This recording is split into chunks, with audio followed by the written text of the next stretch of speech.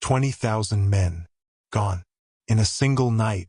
Not from bullets, not from bombs, but from something far more terrifying. Picture this, you're a German soldier in December 1941, standing outside Moscow. You've marched 2,000 miles from Poland. You've conquered everything in your path. Paris fell in 6 weeks. The Soviet Union was supposed to fall even faster. But now you're wearing a summer uniform in -40-degree weather, your rifle won't fire because the oil has frozen solid, and you can hear the wind getting louder. You don't know it yet, but you have about 6 hours to live. This is the story of Operation Typhoon, Hitler's final push to capture Moscow before winter, and how one catastrophic blizzard turned the greatest military machine ever assembled into 20,000 frozen corpses scattered across the Russian countryside. This isn't just another World War II story. This is about the single deadliest night of weather warfare in human history, and how Mother Nature succeeded where every army had failed, stopping the Wehrmacht dead in its tracks. What happened on the night of December 5, 1941 changed the entire course of the war. It shattered the myth of German invincibility. It saved Moscow, and it proved that sometimes the most powerful weapon isn't made of steel. Before we dive into that horrific night, hit that subscribe button, because we're going deep into one of the most brutal chapters of World War II that most people have never heard about. The road to Moscow. Let's rewind to June 22, 1941. Operation Barbarossa, the largest invasion in human history, crashes across the Soviet border. 3 million German soldiers, 600,000 vehicles, 750,000 horses, all driving east in a massive three-pronged attack. Hitler's convinced this'll be over in 8 weeks. His generals tell him the Red Army will collapse like a house of cards. And for the first few months, they're absolutely right. The Germans are annihilating everything. They're capturing entire Soviet armies, hundreds of thousands of prisoners at a time. In the first 3 weeks, they advance 300 miles. Kiev falls. Leningrad is surrounded. The Soviets are losing entire army groups. Stalin's so shocked he disappears for almost 2 weeks, holed up in his dacha, convinced everything's lost.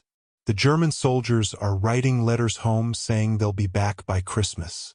Everything's going according to plan. But here's what nobody on the German side is paying attention to: the calendar.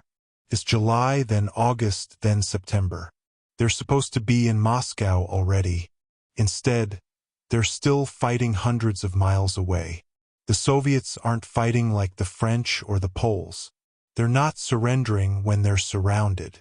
They're fighting to the last man, making the Germans pay for every mile. And those miles are adding up. The German supply lines are getting stretched thinner and thinner.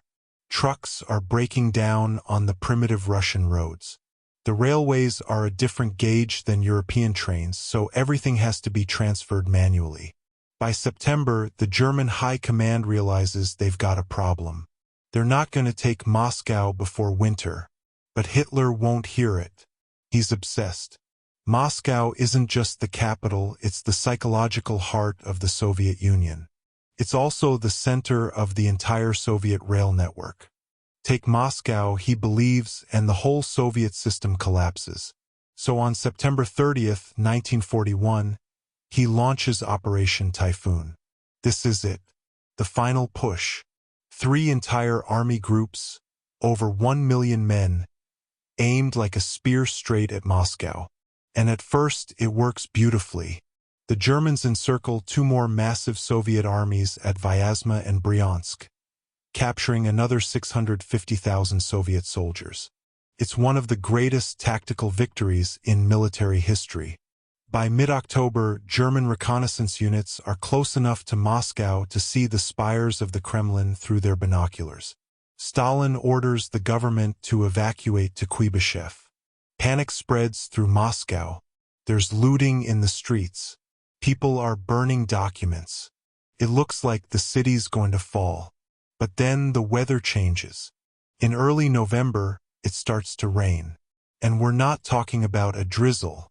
We're talking about the kind of rain that turns every road, every field, every path into a sea of mud. The Germans have a word for it: Rasputitsa, the time without roads. Their tanks start getting stuck. Their trucks sink up to their axles. Horses are drowning in the mud. Their entire advance grinds to a halt, and they're still 30 miles from Moscow. The German soldiers are exhausted, hungry, and now they're starting to realize something terrifying. They're still wearing their summer uniforms. The Frozen Army. Here's something most people don't know about Operation Barbarossa. The Germans didn't bring winter uniforms. This wasn't an oversight. This was intentional. Hitler and his generals were so confident they'd win before winter that they didn't even plan for it. There were winter supplies, sure, stored in warehouses back in Germany and Poland. But the priority for the railways was ammunition, fuel, and food. Winter clothes could wait. Except now it's November, and it can't wait anymore. The temperature starts dropping. First it goes to freezing, then it keeps going. By late November, it's hitting -20 degrees Fahrenheit. The German soldiers are still wearing the same uniforms they wore in France 18 months ago. They start stuffing newspapers under their jackets for insulation. They're wrapping their feet in rags. They're taking coats off dead Soviet soldiers. Frostbite becomes epidemic. Thousands of cases every single day. Guys are losing fingers, toes, ears, noses. The medical units are overwhelmed. But it's not just the men. The equipment's failing too. Remember, German military equipment was designed for the roads of France and Poland, not the Russian winter. The oil in their tanks and vehicles is freezing solid. Engines won't start. When they do start, they have to keep them running continuously because if they shut them off, they'll never restart. That means they're burning through fuel at an insane rate. Their guns are jamming because the lubricants freeze. The German soldiers watch Soviet troops firing their weapons perfectly fine, and they realize the Soviets designed their equipment for this weather. The Germans didn't. The horses are dying by the thousands. People forget that the German army in World War II was still heavily dependent on horses. They had about 750,000 horses in Operation Barbarossa, and they're dropping like flies. Horses can't survive on frozen grass. They need food, they need shelter, and there isn't enough of either. As the horses die, the Germans lose their ability to move supplies, move artillery, move anything. Units that could advance 10 miles a day are now lucky to move 1 mile. And the men are starting to break psychologically. They went from being the conquerors of Europe to barely surviving. They're watching their friends die not from enemy action, but from the cold. Guys go to sleep and don't wake up. Sentries freeze to death standing at their posts. There are reports of soldiers crying, not from fear of battle, but from the sheer misery of the cold. The Wehrmacht, this unstoppable war machine that crushed Poland in a month and France in 6 weeks, is falling apart. And they still haven't taken Moscow. Meanwhile, the Soviets are bringing up fresh divisions from Siberia. These are troops who are trained for winter warfare, who have winter uniforms, who have equipment designed for this climate. Stalin's been holding them back in the Far East in case Japan attacks. But Soviet intelligence convinces him Japan's going south toward the Pacific, not north into Siberia. So he starts moving these divisions west. 20, 30, 40 fresh divisions, fully equipped for winter. The Germans have no idea they're coming. By early December, the German army is at the end of its rope. They're exhausted, frozen, low on ammunition, low on fuel, low on everything. But they can see Moscow. Some units are only 15 miles away. So the commanders make one final push. Just one more effort. Take the city before the weather gets worse. They throw everything they have left into a desperate attack in the first few days of December. And that's when the blizzard hits. December 5th, 1941. December 5th, 1941 starts cold, but not unusually so by Russian standards. It's about -20 degrees Fahrenheit. The German troops are in their positions outside Moscow, spread out in a long arc from the north of the city to the south. Some units are in villages, if you can call them that. Most are in field positions, trenches, foxholes, whatever shelter they could scrape together. They're told to hold their positions and prepare for another push. Nobody mentions the weather forecast because there isn't one. German meteorological services are practically non-existent this far into Russia. Around noon, the wind picks up. Not unusual. Then the temperature starts dropping. Fast. Within a few hours, it goes from -20 to -40. Now, -40 is where Fahrenheit and Celsius meet. It's the same in both scales. It's cold enough that exposed skin freezes in minutes. It's cold enough that breathing hurts. But it gets worse. The wind keeps increasing. By evening, it's a full blizzard. Visibility drops to 0. You can't see 5 feet in front of you. The wind chill pushes the effective temperature down to -60, maybe colder. And the German army has no shelter. Think about this. These are men in summer uniforms, maybe with a thin overcoat if they're lucky. They're in foxholes or trenches that provide no protection from the wind. A lot of units don't even have that. They're just in open fields. There's no firewood because they're on the open steppe. The few buildings that exist are already overcrowded. When the blizzard hits, tens of thousands of German soldiers are caught completely exposed with no way to protect themselves. The first casualties come fast. Men who are standing sentry just collapse. The cold is so intense it's like being hit with a physical force. Your body starts shutting down to protect your core. Blood retreats from your extremities. Your fingers and toes go numb, then white, then black. Your thinking gets foggy. You get confused. You start making bad decisions. Some men, in their confusion, start taking off their clothes. It's called paradoxical undressing. It happens in severe hypothermia. Your body's thermoregulation is so screwed up that you feel like you're burning up, so you strip. And then you die within minutes. Others try to huddle together for warmth. Squad mates pile into foxholes, pressing against each other, trying to share body heat. But it's not enough. The wind cuts through everything. Guys are trying to start fires, but the wind's too strong. Matches won't stay lit. Even if they get a fire started, it gets blown out immediately. Some units try to burn their equipment, their wooden ammunition crates, anything. Nothing works. The blizzard is too powerful.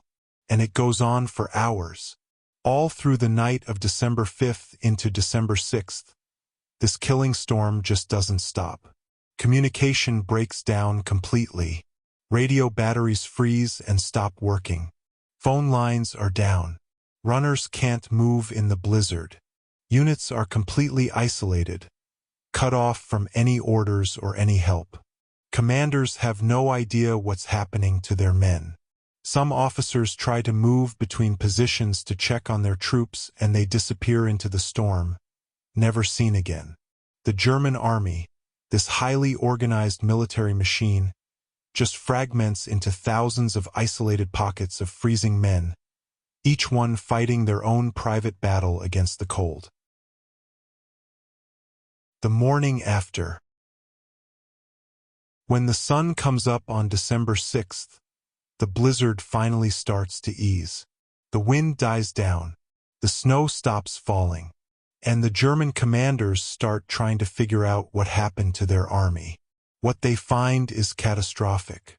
Entire units have been wiped out. Not wounded, not captured. Dead. Frozen solid in their positions. In some sectors, company commanders find that half their men didn't survive the night. Some units lost even more. The scenes are nightmarish. soldiers frozen in the positions where they died. Some are curled up in fetal positions, trying to conserve heat until the end. Others are standing or sitting, frozen mid-action. There are stories of sentries found standing at their posts, frozen solid, still holding their rifles. Guys who huddled together for warmth are found frozen in groups, locked together like statues. The expressions on their faces tell the story. Terror, agony. Some look peaceful, like they just fell asleep. Those are the ones who died from hypothermia. They went unconscious before the end. But it's not just the dead. The wounded are everywhere. Thousands and thousands of frostbite cases. Men with blackened hands and feet that'll need to be amputated. Guys who are snowblind from the blizzard. Soldiers with severe hypothermia who survived but are in critical condition. The medical services, already overwhelmed before the storm, now completely collapse. There aren't enough doctors, enough medical supplies, enough of anything. Field hospitals are overflowing. Men are lying in the snow waiting for treatment that might never come. And the army can't function. Entire battalions are gone or combat ineffective. The survivors are in no shape to fight. They're traumatized, exhausted, many of them injured. The equipment losses are staggering. Thousands of vehicles won't start. Artillery pieces are frozen solid. Machine guns don't work. The horses that survived the cold are weak and starving. The German army outside Moscow, which just a few days ago was preparing for one final push into the city, now can barely hold its positions. The Germans try to count their losses, but it's chaos. Units can't report properly. Bodies are scattered across miles of frozen terrain, some buried in snowdrifts. The official German records are incomplete and contradictory. Some historians estimate 10,000 dead from the blizzard alone. Others say 15,000. Some sources claim as many as 20,000, which is where our title comes from. The truth is, nobody knows exactly. What's certain is that it was catastrophic. In a single night, the German army lost more men to the weather than it had lost in entire campaigns earlier in the war. And then, on the morning of December 6th, as the Germans are still trying to figure out what hit them, the Soviets attack. Fresh Siberian divisions, fully equipped for winter, smash into the frozen, disorganized German positions. This is the beginning of the Soviet counteroffensive. The Germans try to hold, but they can't. They're too weak, too disorganized, too demoralized. Within days, they're retreating. The unstoppable Wehrmacht, the army that conquered most of Europe, is running away from Moscow. Hitler's dream of taking the Soviet capital before winter is dead. And so are tens of thousands of his soldiers. The aftermath and legacy. The German retreat from Moscow in December 1941 is one of the most significant turning points of World War II. For the first time since the war started, the German army had been decisively defeated in a major campaign. The myth of German invincibility was shattered. The Soviets proved they could not only survive but fight back. And it all started with that blizzard on December 5th. That single night of catastrophic weather losses broke the back of the German offensive and made the Soviet counterattack possible. But let's talk about the bigger picture here, because the blizzard didn't just kill 20,000 men. It destroyed Army Group Center as an effective fighting force. In the weeks after December 5th, the Germans were pushed back 100 to 150 miles from Moscow. They lost hundreds of thousands more men, killed, wounded, captured, or missing. They lost thousands of tanks, trucks, artillery pieces, equipment that couldn't be replaced quickly. Hitler was so furious he fired dozens of his top generals, including the commander of Army Group Center and even the commander-in-chief of the entire army.